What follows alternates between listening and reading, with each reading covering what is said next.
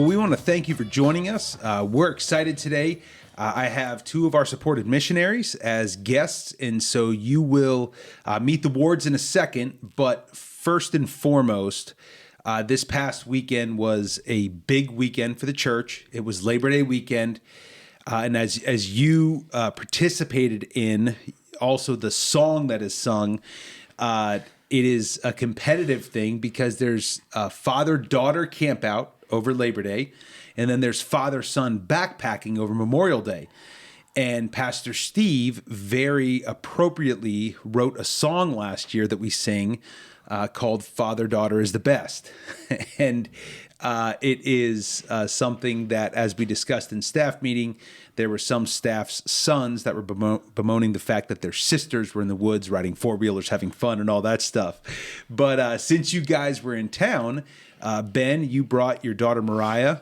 Not just your daughter, you and Vicky's daughter, Mariah, out into the woods, and were with us the 2 nights. How did it go? Oh, it was awesome. I mean, Mariah had so much fun. She loved getting to know a couple of the other girls and spent a lot of time. And we came home, and of course, she's telling Vicky about all the different things she did. Her favorite thing was probably riding in the side-by-sides.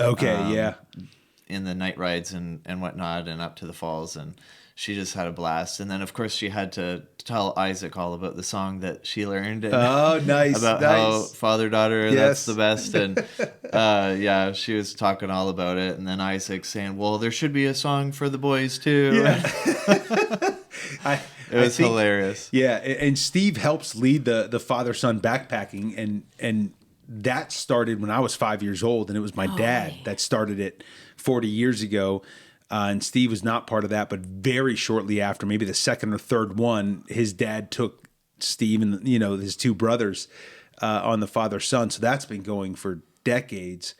And I think Steve might have wrote a song, but it was not anything about father-son is the best. It is a very different atmosphere. Backpacking is great, but that's not what we do on this trip. Right. We have a lot of fun. There's a lot of four-wheeling. There's a little bit of hiking through the creek, Mm-hmm. We do a swike, but then there's also the food is very different compared to what you would have to have in a backpack and carry into the woods. Like we have a grill. We have... this year, a coffee truck just up the road. There was a coffee truck? So there was a coffee truck. Sam's daughter, Alexa. So, Sam and Cindy Ring have the 2 restaurants, and their one daughter, Alexa, Sam and Cindy have a food truck to go along with the restaurants, but she just started a coffee and energy drink truck a couple months ago. And so Steve convinced her to bring it. And so she was parked up top, and she opened it up a couple times a day. And then she also provided like crafts of fresh hot coffee down at the campsite. I lost count of how many special drinks that I saw down there. Oh, I know. It was a ton of y'all were really rough. Oh, I know. Yeah.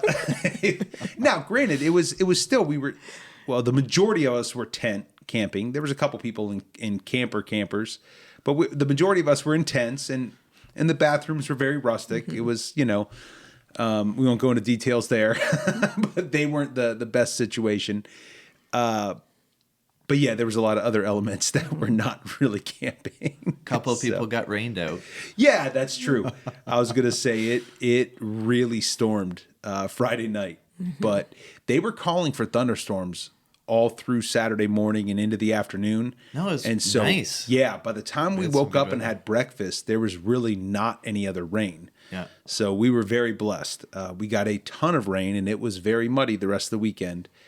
But I don't know, the girls loved it, especially, going on the rides and mud flipping around, and, they thought that was a lot of fun. So it was good. But I'm glad you guys got to go, and it will be something that hopefully she can remember, for a while. But as you guys are stuck in a car, and we'll talk about this in a little bit, but as you're stuck in a car so much over the next few months, it'll be, she can have some memories of like, oh yeah, I was out in the woods running around playing instead of stuck here in the van. She's already asking when we can go again. Oh, nice, nice. Well, as long as it's not too cold. I mean, that's it's Rich Ring's property, so it would be very different because everybody wouldn't be there. But you could go camping when you get back in town. It might be a little chilly for that, especially with how much your blood has thinned out. Being in Africa. But okay, so actually to what we want to talk about, just to have a conversation. As I said, you guys are supported missionaries. This is Ben and Vicky Ward, and we were talking about your daughter, Mariah, but I'd love for you guys to introduce others who may not know you to the other two children you guys have. Not that they're here in the screen or anything, but you have Mariah, and she's the middle child, and then you have two other boys. So we have Isaac. Isaac is the oldest, our firstborn. Very typical firstborn, very responsible and a rule follower. Yeah. He's 9 now, 9 years old. And then next, Mariah is 7 years old. And last is Israel, who is 5 years old, and he's so tiny for his age, but he's just a joy. Oh, he is. He's a hugger. Yes, he's your people person. Not that your other two are not, but Israel's definitely he walks right into a room and just starts greeting people. He doesn't know a stranger. Yeah, he doesn't know. Everybody is his friend. Yes, so. Yeah. And we've had the opportunity to go to a couple of the events here, like the worship night and Wednesday. And it's just funny. If anybody's been there when we've been around, they see Israel, and he just goes around and makes sure he sees everyone. yes. I was to say he makes his presence known, and it's great to get a hug from him, and it's pretty special. And so you guys are home for a little bit on furlough.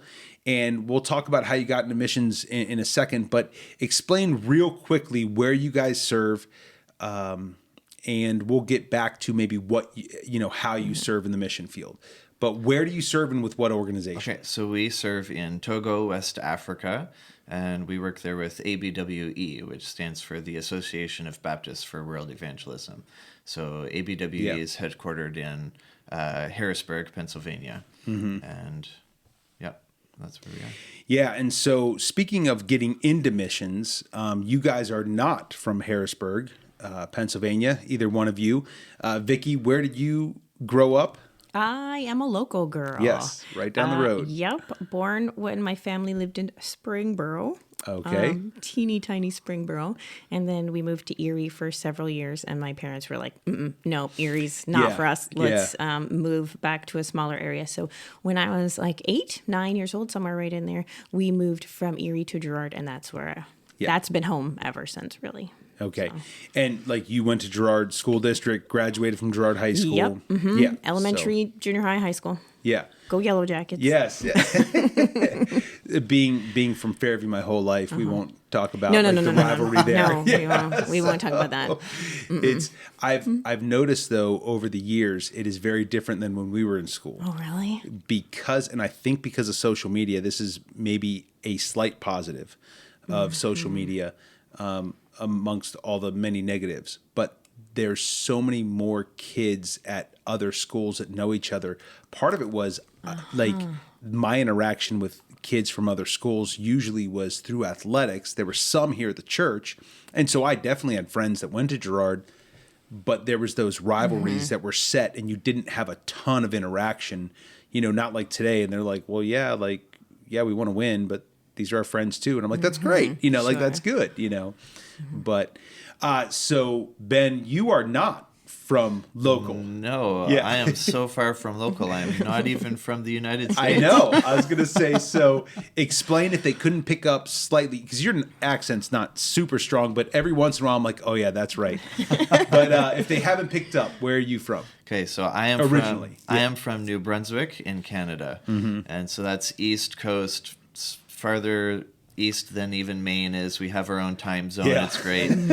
And I've been around. So I went to college in Ontario, and then I transferred to a college down here in Pennsylvania. So I've spent a lot of time in Pennsylvania. I was here for 2 years as a student. Okay. Over in Scranton. And so Yeah, but I'm not from the United States. Yeah, so. yeah. And you still have family that lives in Canada, correct? Yes, yeah, all of my family is up there. So Okay. my parents are still in New Brunswick, and I have two brothers. One of them is just a couple of hours away in Nova Scotia, and my other brother moved out west, so he's out in Alberta. Okay. But they're all in Canada. Yeah. And you guys, at the end of your time home, you're going to go head up that way. This trip, correct? We For had a little bit at least. Yeah, we had the opportunity to spend the month of July with family. Oh, okay, good. So we were up there for about a month before we came down to the States.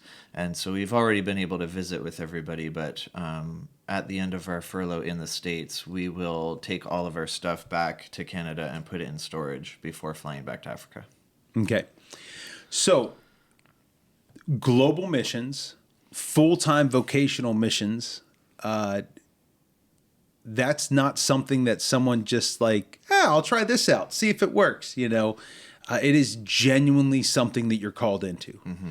And so I'd love to hear how God, because I know both your stories are a little different, but how did God call you into full-time missions? Was it something from like a young age, or was it later on in life, or what did that look like?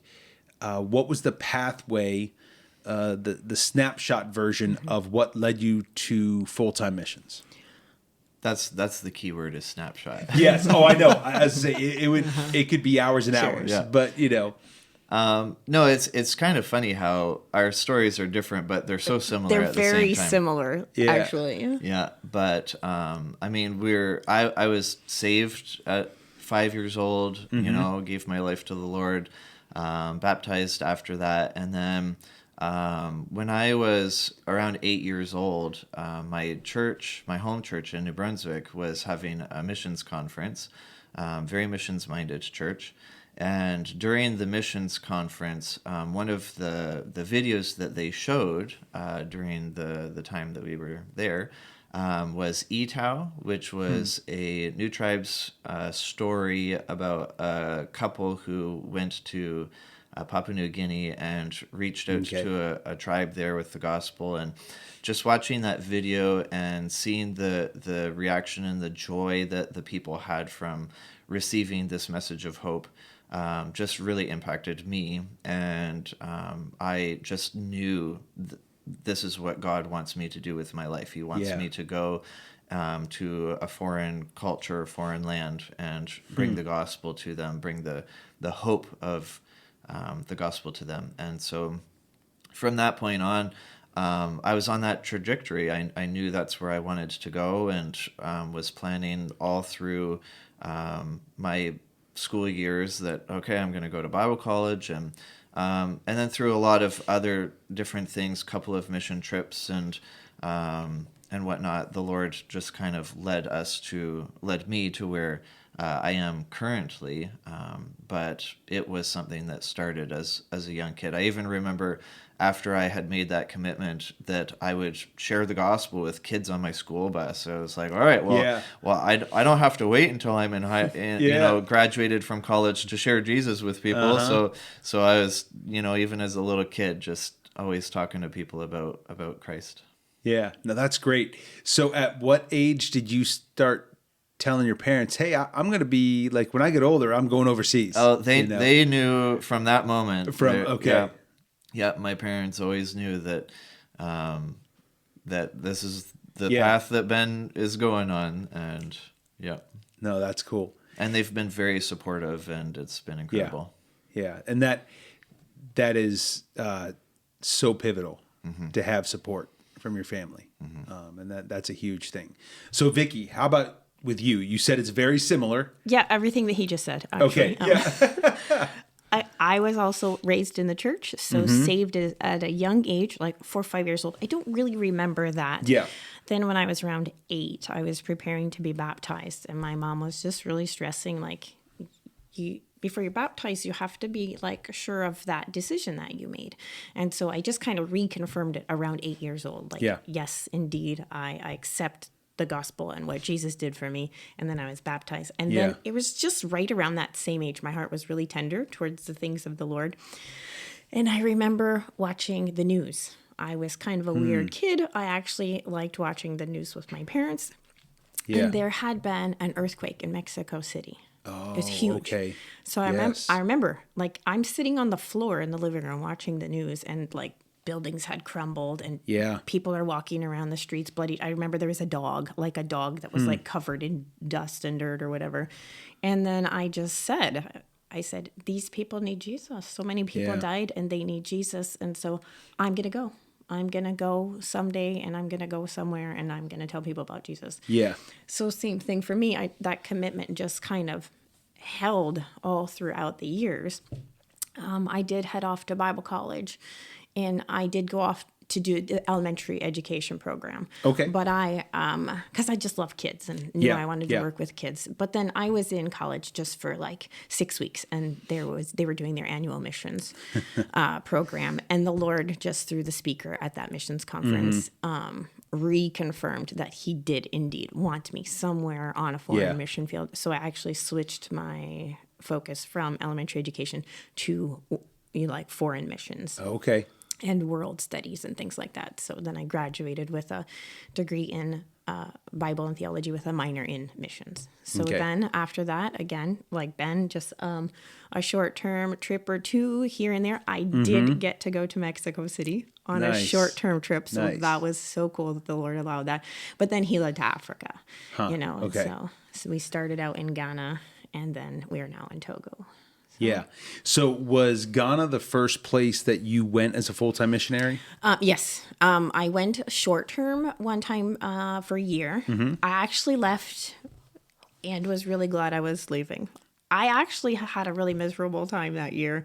And So that first year was rough. It was rough. It was. This was before she went full-time. Yeah. So this was a short-term trip. A short-term trip, but it was a year. It was just rough. And so when I left there, I thought, whew, done with that assignment.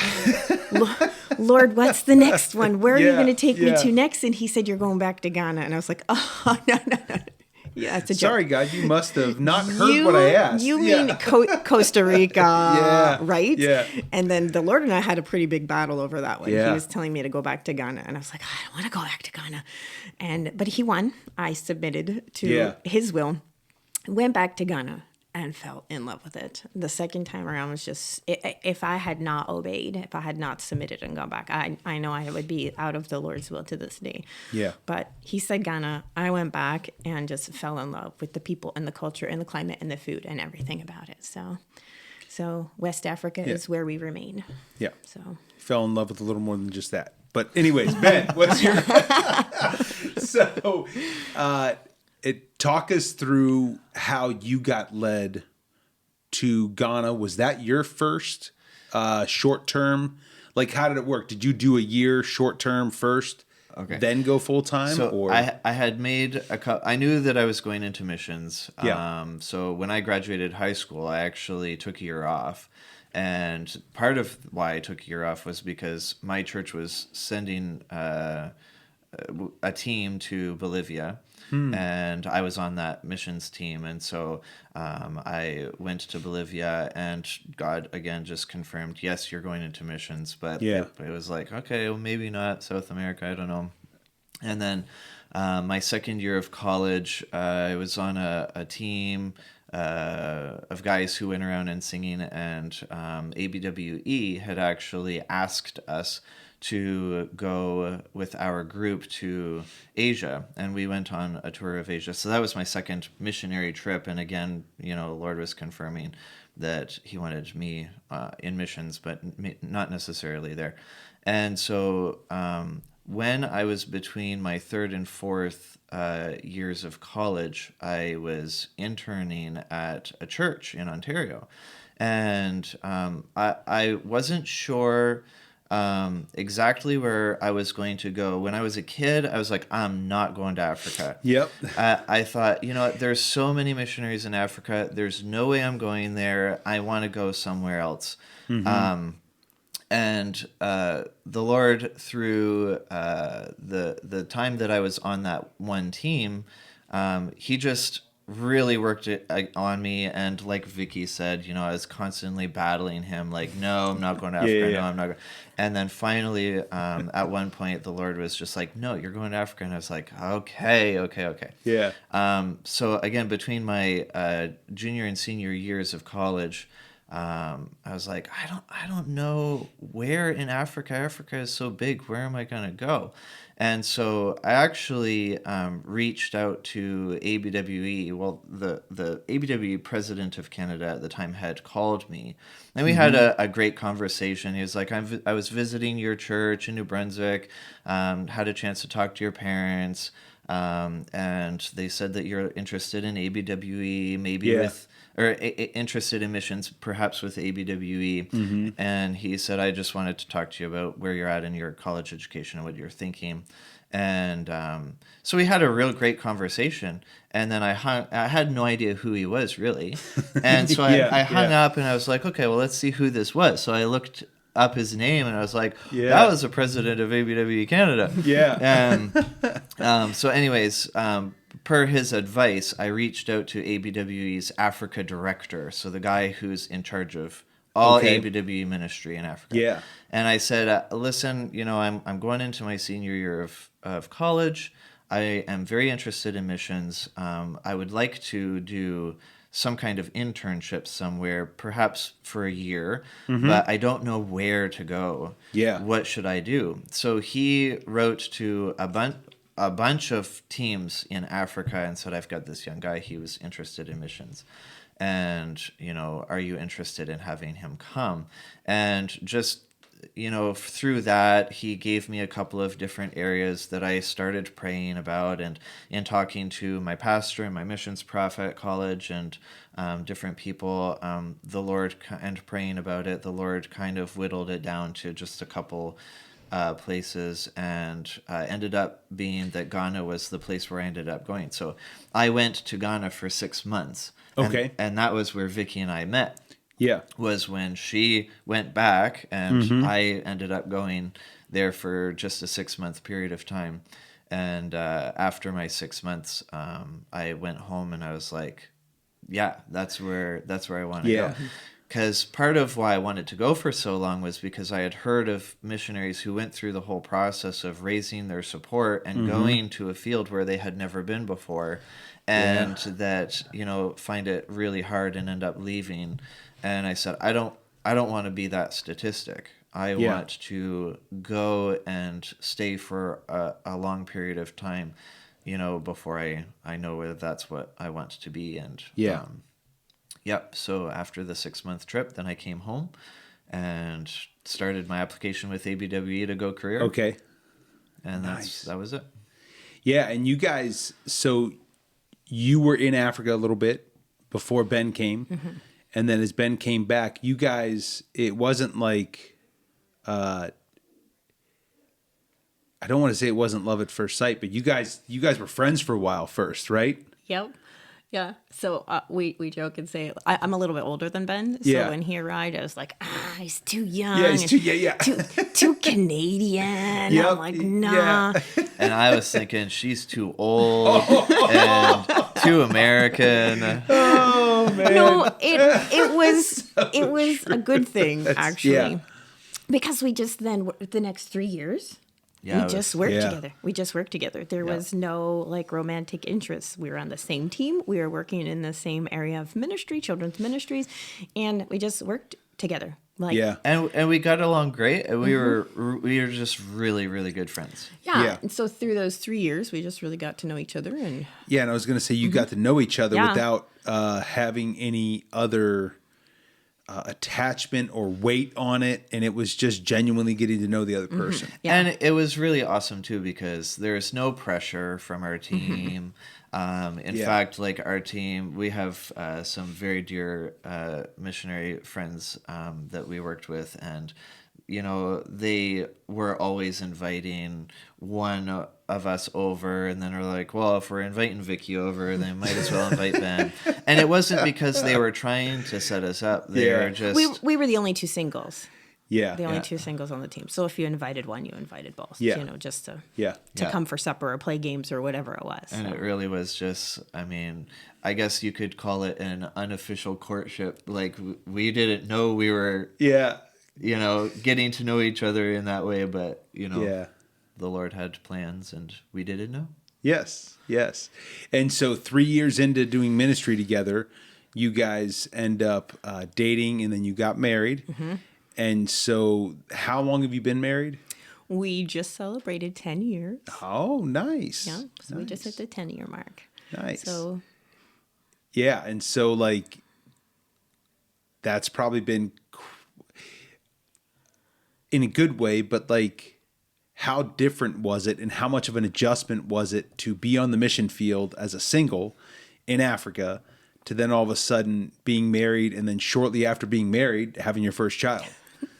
the first several years was a crazy whirlwind because that was also in that time period where we switched from Ghana over to Togo. Oh, yeah. So like, you had a full move. We got married, we had a baby, and we switched from Ghana to Togo. And furlough, all within the first 3 years. Yes. Well, even... I guess you could throw a second kid in there because she came along pretty quick, too. Yeah, so I was going to say. And French school. Yeah, so the first 3 years were really, really crazy, but it was crazy.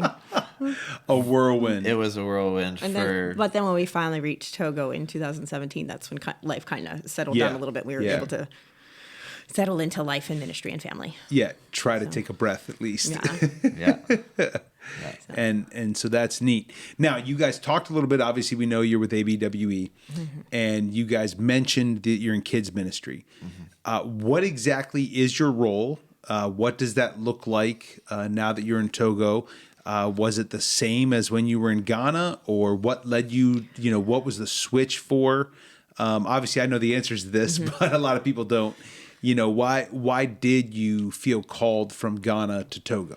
So I'll start a little bit in Ghana. Back in Ghana, we were a little bit more hands-on with the actual Ghanaian kids. Yeah. I was single, and so all my time. Sorry, Ghanaian is I'm asking legitimately. Yes. Like I always wondered with certain countries. So the people of Ghana are Ghanaians. Ghanaians. Yes. Okay.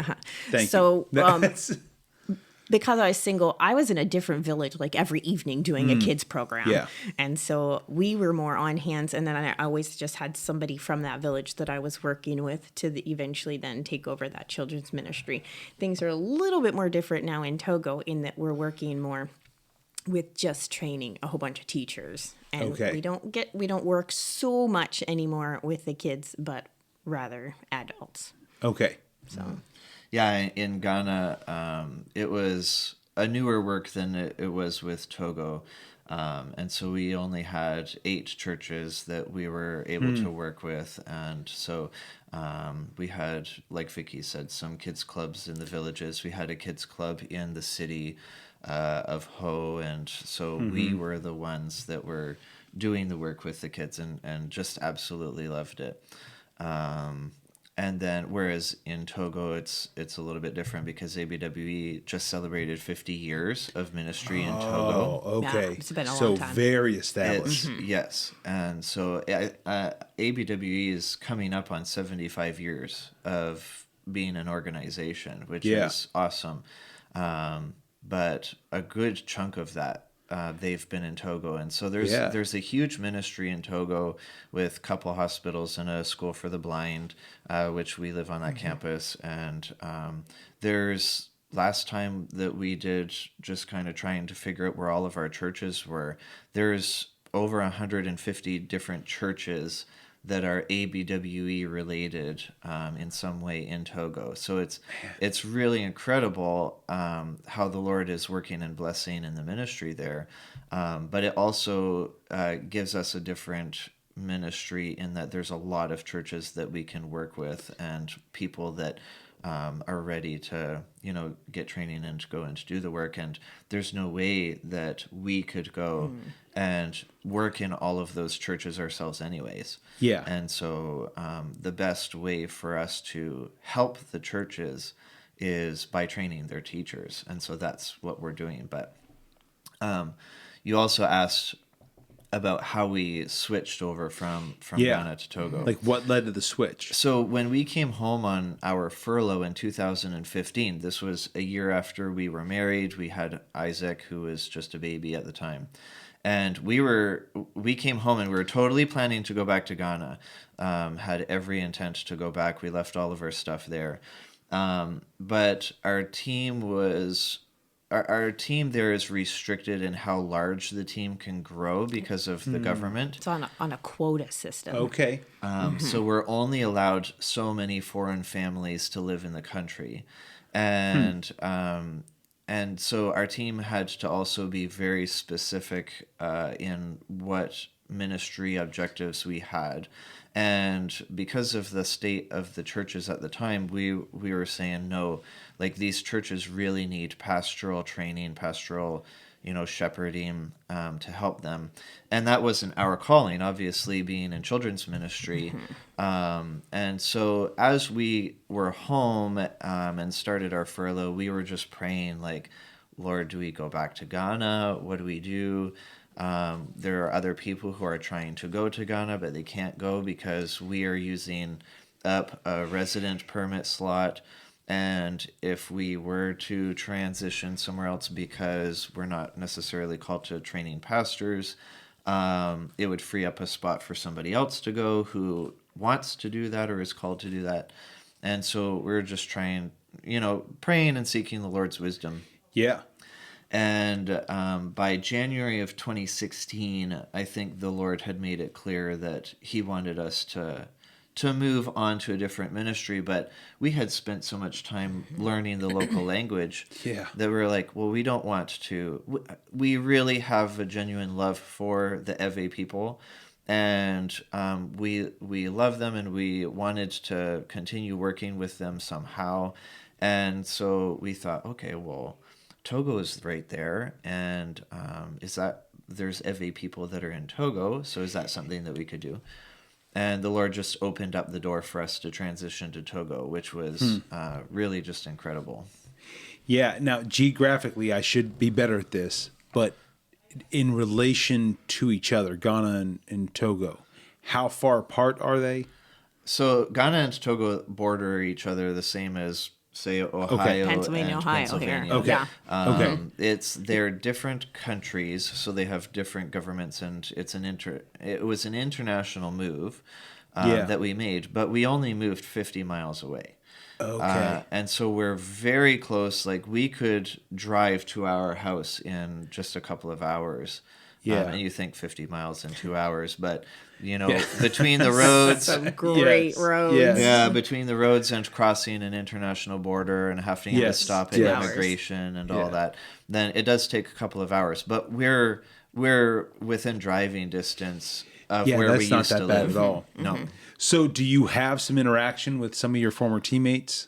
Yep. Like mission teammates? And Yep. that's neat. So your role as kids ministry, you talked about the fact that your primary job is to train those that are in the churches, just because there's so many of them. Is it you and a handful of others that do your role? Are you the primary, couple, or you guys are a couple, so there's two of you? So like you're the two that do this role, or how does that work? So on our team, we're the only ones with that as our main focus. Like Ben said, the team has lots of other ministries with hospitals and blind school and Bible Institute and resource printing center and Christian schools, and there's tons of ministries. So we're the only one mainly focused on doing children's ministry in the churches.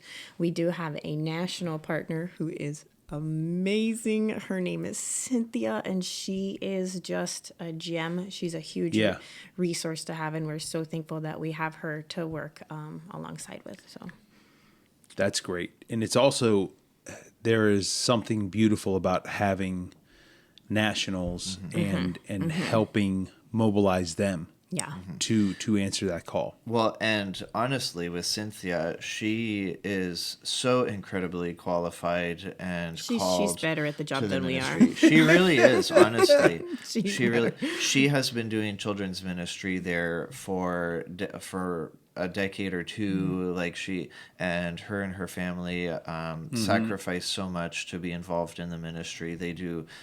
She works with Child Evangelism Fellowship. She works with Samaritan's Purse. Okay. Like any of those organizations that really love kids and do kids ministry, she helps them in some way. And then so she's helping us. The interesting thing was that she was incredibly underutilized in our churches. Like she attended our church, she taught the kids in our church, but to ask her to go and train anybody, even though she was kind of already doing that with CEF in other places, our churches were not using her.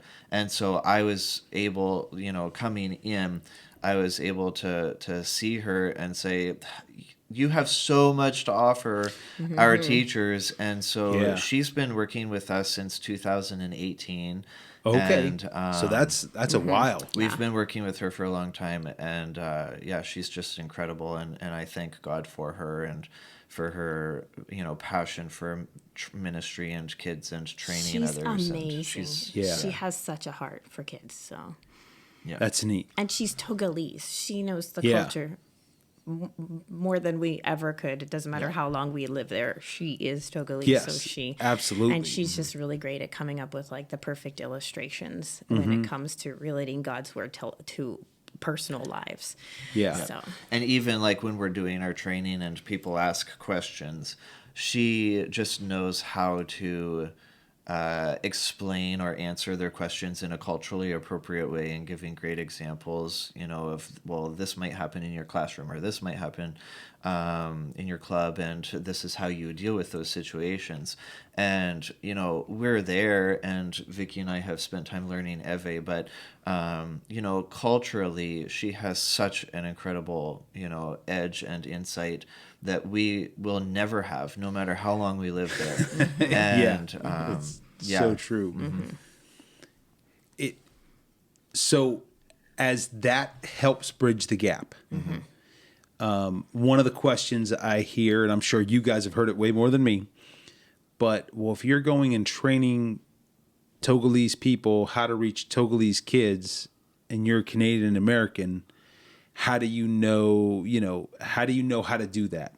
And so there's a lot of answers to that. But what I would love to hear from you, not to defend your role, but more of what do you find that is similar to children's ministry here in the United States or in Canada to Togo, and what is different as far as just how they approach doing children's ministry?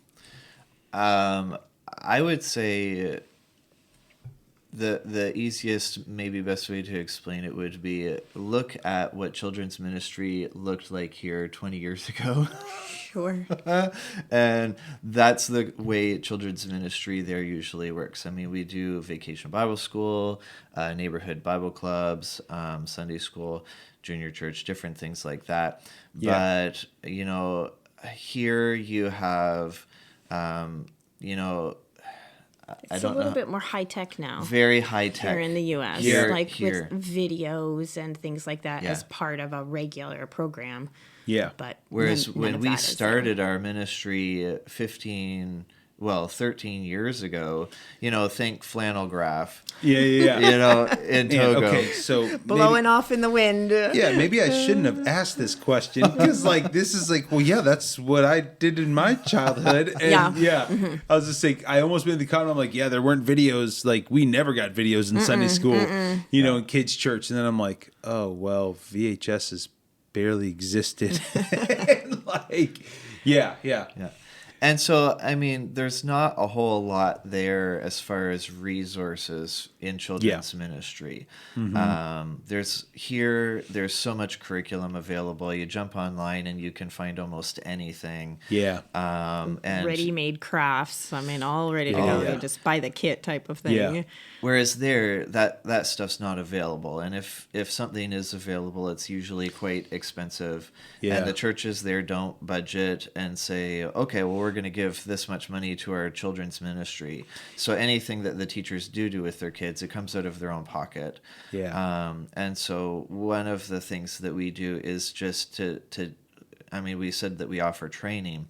One of the things that we offer them training in is just how to take the scriptures all alone and prepare their own lessons, how to study the scriptures, prepare their lessons, and then how to do some activities with their kids to make it fun and interesting, and so that the kids love to come out. But I'm going to brag on Ben for a second here. Okay. He is so amazing at finding fun, like games or activities, literally using old flip-flops and a stick from a tree. I mean, or old water bottles or whatever. Yeah. And so we look for ways around us to find very simple everyday objects to make fun activities for kids. So no, that's awesome because, like you said, resources just aren't there. You know, but I don't know if you see this when I'm in the Dominican on mission trips, because I've had the privilege of leading a number of different teams down to the Dominican for mission trips. Kids can have fun with almost anything. An old tin can. Just love it. Yes. Or like in the neighborhood, I remember some of the kids that went on the trip with us noticed that there was an old beat up bicycle tire that it was not even on a rim. There was no inner tube in it. It was just the tire part. And they were loving life with a stick. Yeah, rolling it down the road. Around. And they were all chasing to see who could get up front with it, and like just having a blast, and had true joy.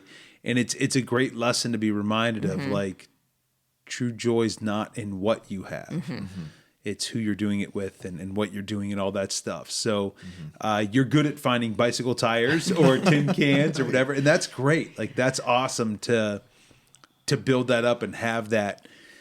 Because it would have to be discouraging to the teachers, be like, oh, we'll grab this resource and this resource and this resource. And it's like, well, this does me no good. Well, and like, not only do we not have the resources, I don't have the money to get those things. Right. Yeah. and I do often get a lot of requests like, okay, well, can you give us this, so that we can have a kids ministry? And I just have to tell the teachers or the pastors, you don't need all of those things in order to have kids to come out.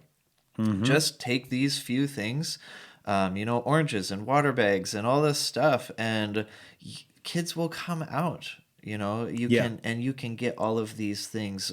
Oranges are plenty on the trees, in your backyard. Yeah. So go and use those in a game, and then it didn't cost you anything. And just to try to help them realize that they don't have to depend on somebody else in order to get a kids ministry off the ground.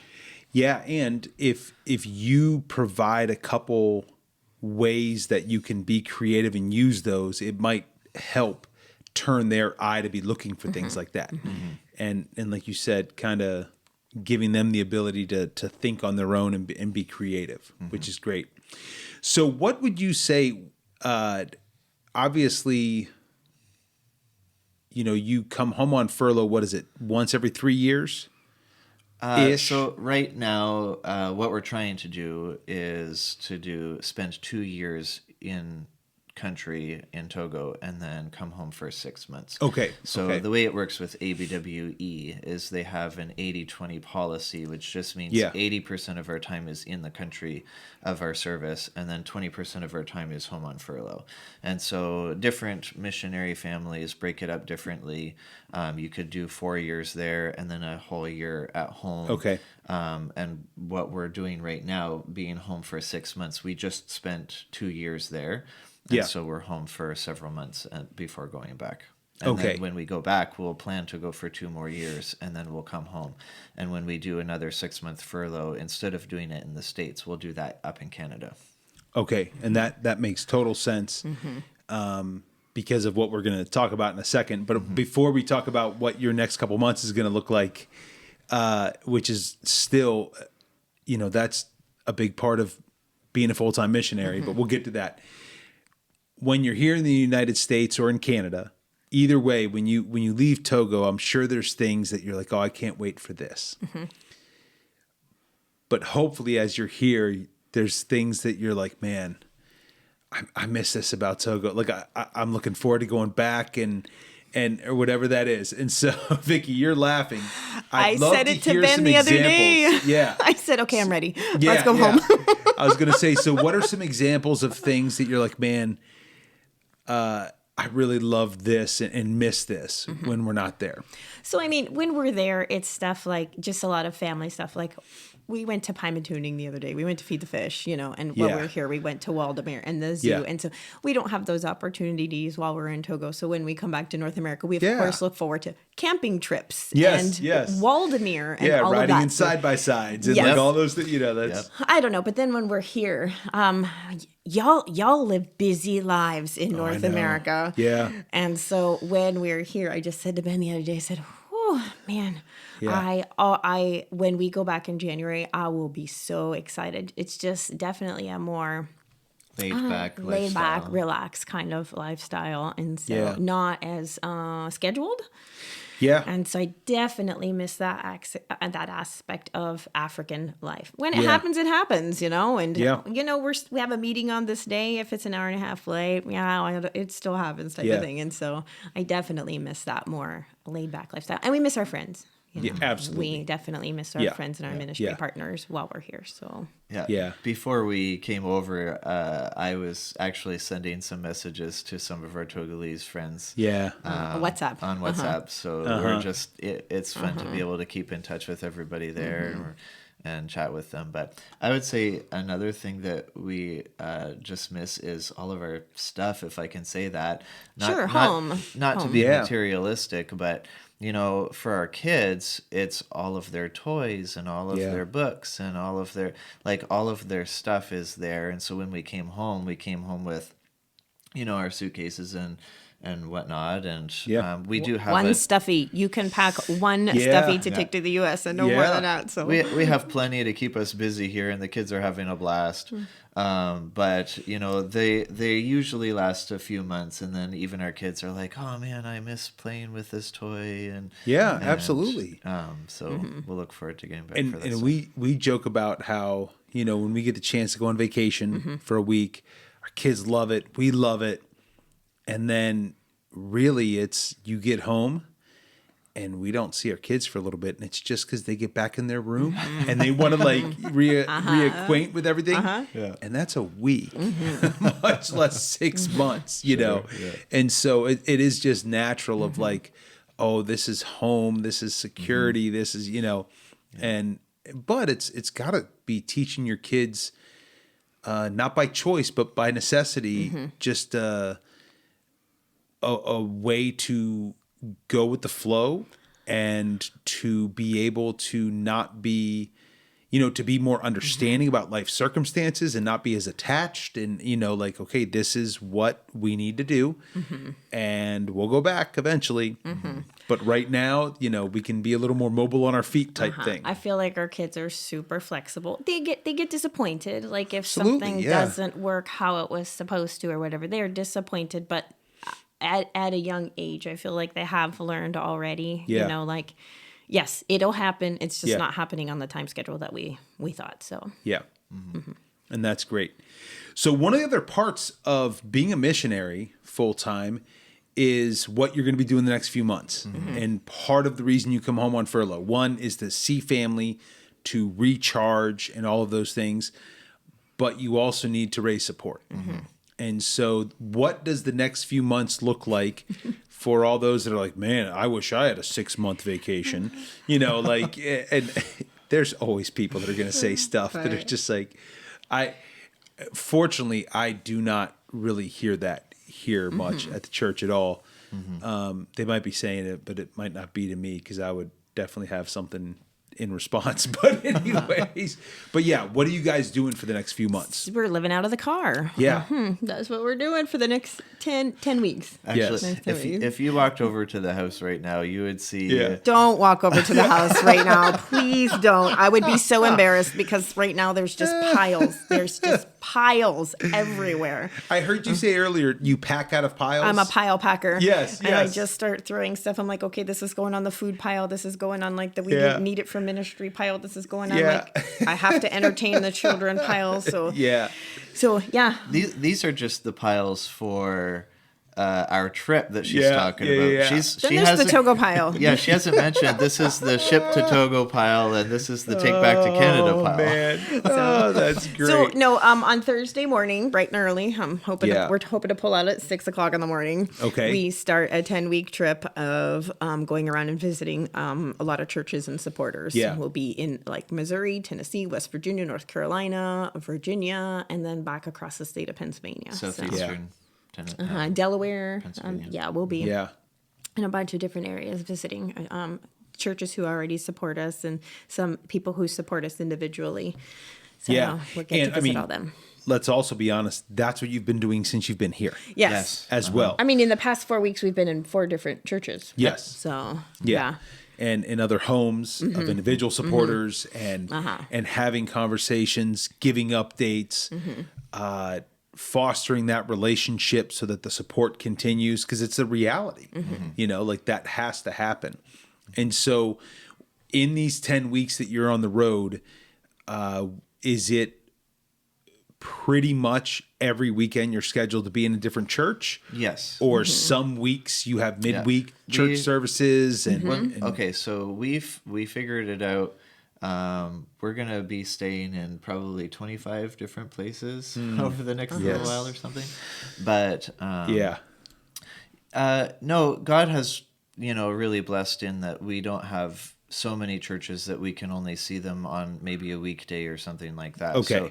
So most of the places where we're going to be visiting, we're going to be there for about a week. Okay. And so Nice. we've planned for the most part to arrive somewhere on a Tuesday, and then that way we can spend Wednesday night with them or any other activities like campouts or whatever they've got whatever they planned, got going on, they're gonna do during it the week. Then we're like, okay, whatever their normal stuff is. yeah, like we are here for the week, so anything you got going on, we want to be included. Yeah. And get to know the families in the church better, and just really have opportunities to interact. We love interacting with people on a informal basis. Yeah.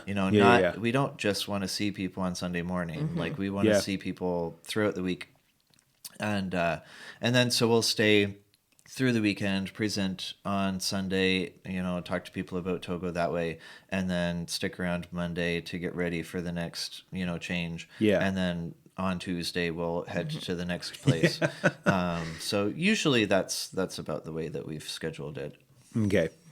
And so there's going to be a lot of miles. Yeah. On I keep saying your van, but is this because this is also something that always comes to mind of like, well, they don't have missionaries don't make a ton of money. Like it's not like you guys have a whole set of like a vehicle here in the States, a vehicle in Togo, of a house here that So is this someone that like a supporter that was gracious enough, a family member? No, so this van is our van. Okay, it is. we bought it in 2021. Okay. And kept it in storage Yeah. while we were on the field again. This is the first time we ever did that. Well, So the last time it's that a new we thing for us. Yeah, Okay. The last time that we came home, we were able to find a mission organization in the States who rents vehicles to missionaries for like $3 a It day. was great. It was Yeah. incredible. And, that included their insurance and everything. And we were like, awesome. So we had a van that we were going to get from this organization the last time. And they were like, great, it's all set up. All you have to do is send us your driver's licenses. And, well, both of us have Canadian driver's licenses now. And so we sent them our driver's licenses, and they said, oh, sorry.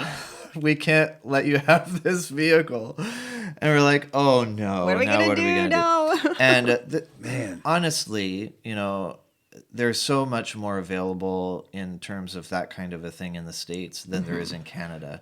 Yeah. There really isn't that same, opportunity in Canada. And so when we got home, we're like, we need to find a vehicle, and ABWE, loaned us some money that we could be paying eventually back. work. And and so each month we, give them some money towards their loan. And so we bought this van, and it was so hard to find a van in 2021 that we just decided we're gonna Yeah. we're gonna hold on to it because we knew we were coming back in 2 years.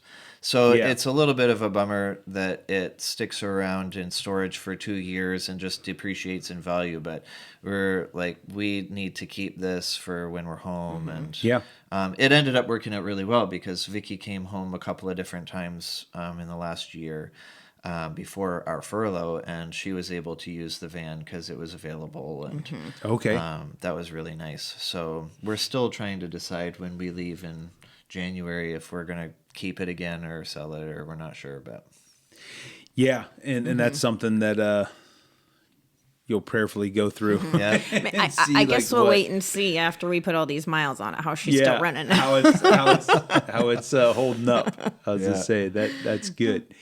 And so as you're going back and forth, I want to encourage everyone that's listening to be prayerful. Just about obviously traveling safeties and traveling mercies, but also that God will connect you with who you need to be connected with, and that conversations will be able to be had with who you need to. And then you guys are supposed to arrive back here in November? Yeah, we're planning, around the 12th, 13th of November. Okay. There's a couple of things that are up in the air. Because you have some trainings that have to take place. And so we're not sure on the exact day, but... Okay. And then you will be here until when before you go back to Canada, then to Africa? Christmas. Okay. So we'll be here. We'll stay and celebrate Christmas with Vicky's family. Okay. And then we'll head up to Canada after that. Okay.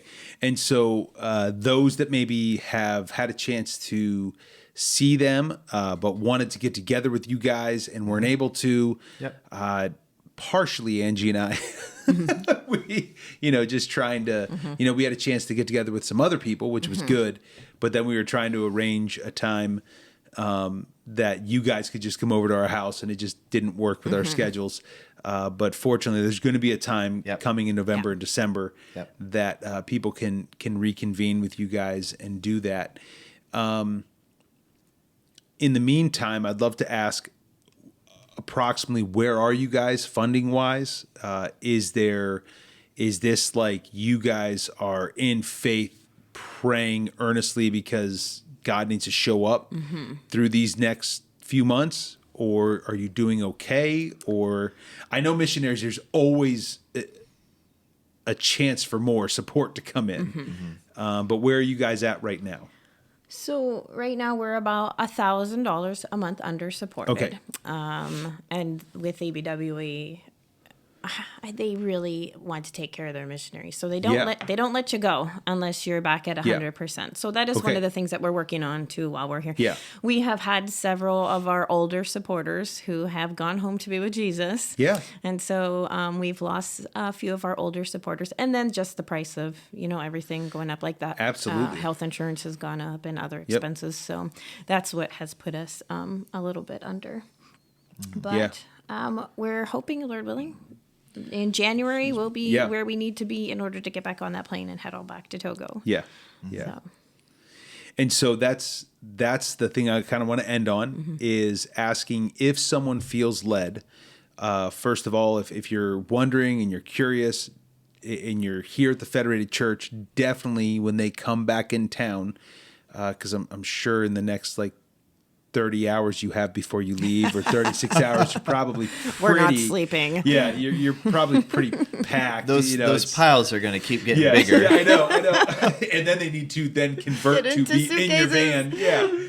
So when you come back, obviously, I want to encourage people to reach out to them. But if they want to know more between now and then, where can they go, or could they email one or both of you? How would someone go about that? Yeah, certainly. So anybody can feel free to email us. Our email is just my name, benjamin.ward@abwego.org. Right? Okay. I said that right? I think so. Benjamin.ward@abwego.org. O-R-G. we changed emails recently. Just got new email addresses this year, so they still changed adjusting. systems, so we're still figuring it out. But definitely feel free to email us and reach out. So ABWE has a webpage also, abwe.org. And anybody could go there, and they have a button in the top right corner that says give.